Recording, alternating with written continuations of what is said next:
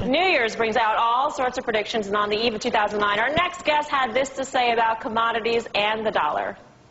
I'd be buying these dips in commodities, buying some of these stocks abroad, and getting out of the dollar because it's a bottomless pit. When this dollar stops rallying, it's going to fall like a stone. Not too bad. Since that's a prescient call, the dollar has fallen 10%. Gold, well, that's up some 50% or so. The always shy and reticent Peter Schiff of Euro Pacific Capital is actually back here on set with his top 3 predictions for 2010. Peter, it is a pleasure to see you in person. Thanks for having me in. Walk us through the top 3 here. U.S. economy will be in worse shape. What happens to foreign stocks? What happens to gold? What happens to the dollar? Well, the U.S. economy is in terrible shape right now, and it's only going to get a lot worse. You know, Time magazine ran a headline a couple of weeks ago where they labeled the decade that just ended the decade from hell. They were wrong. That was a decade from sin. This is the decade from hell. Because now we're going to have to pay for all those sins, right? Last decade is when we borrowed all this money, we printed all this money, we had the housing bubble, we had all this reckless spending. We're going to have to pay for it. The problem is we're still committing the sins, right? We still have interest rates that are too low. We're going deeper into debt. We're not allowing the economy to go through it. Peter, worse shape than what? In other words, you know, we've just had a great PMI number. We've had housing numbers that, in terms of the housing indices, that we're up off of, we're on multi-month highs. We're seeing labor. We're seeing jobless claims. We're maybe getting a positive print in December. It's all relative, but I mean, worse than what? Housing prices are still too high. The only reason they're not falling, which would be a good thing, is because the government is artificially propping them up. You have 0% interest rates. You have tax credits. You've got the Federal Reserve buying up mortgage paper. You've got 96% of the mortgages being guaranteed by the federal government. That is not a good thing. This is a huge problem. It's a Band-Aid. I mean, and it's about a stimulus to extend this. I mean, housing, whether it's too expensive or not, you're seeing the economy recover. No, you're not seeing the economy recover. What we're doing is we're going deeper into debt and we're spending money, but beneath the surface, the economy is not recovering. The economy is getting sicker. And that's why at the end of the year, you're going to see unemployment higher than it is today. You're going to see interest rates higher than they are today. And you're going to see inflation higher than it is today. At the end of the day, meaning by the end of 2010? The end of the decade, yeah. The end of the year.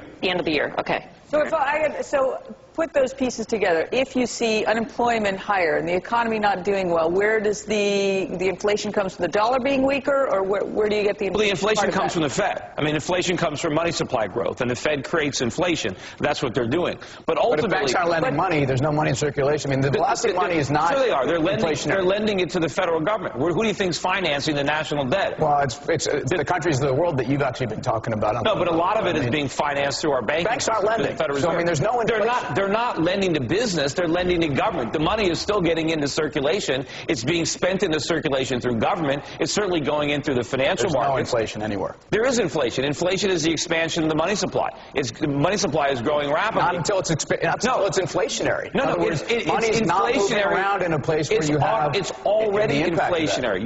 You're looking at prices and saying, well, prices aren't rising. Prices should be falling. Inflation has prevented prices from falling, which is what we needed. But ultimately, you're going to see dramatic increases in prices. I mean, oil is up $2 today. Oil's at $81.50 a barrel. Sounds like you think that can be happening without inflation? Peter, other than a cocoon, though, if I'm an investor sitting at home listening to you right now, I want to go into a cocoon. What do I do? Where do I invest? Do I keep putting money into my 401k? No. What am I supposed to do now at the beginning of 2000? The same themes that I hit upon last year are going to work this year. I don't know if they're going to do as spectacularly well as they did in 2009, but you got to understand that the dollar is going to lose a lot of value, and the U.S. economy is in serious trouble because of what the federal government continues to do. The mistakes that the Fed is making. Is there, though, Peter, any sort of discounting mechanism in the market? I mean, 1 year ago, we didn't know half of what we knew. We didn't know even some of the caveats, but those caveats are being well talked about on the airwaves by you, et cetera. We all know that we're going to have to pay the bill at the end of the day.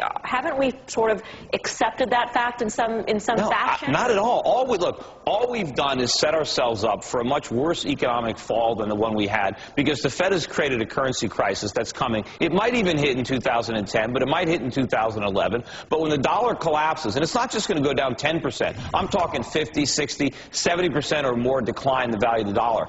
And it's going to send prices ballistic in the United States for consumer goods. It's going to send interest rates into the stratosphere.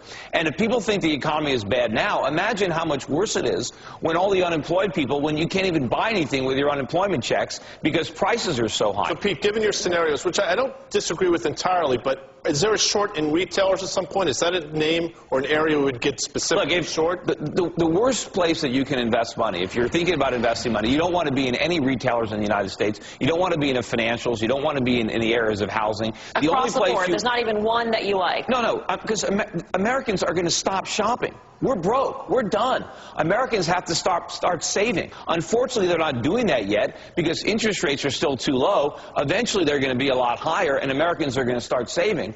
But that's what you have to understand. We've already spent too much money. The future for America is going to be in exports, at least for the immediate term. We got to start saving our money and producing so that we can sell products to people abroad who can actually afford to buy them. So the export stocks are the place we should be, though, then. So you're playing into the coal, the steel, and all those types of things, and everybody who ships it as well, if you're going to invest in U.S. stocks, that's exactly where you want to be. The problem that I see as an investor, and the main reason that I'm not playing it from the U.S. exporters, I'm specifically buying overseas companies that derive 100% of their earnings outside the United States.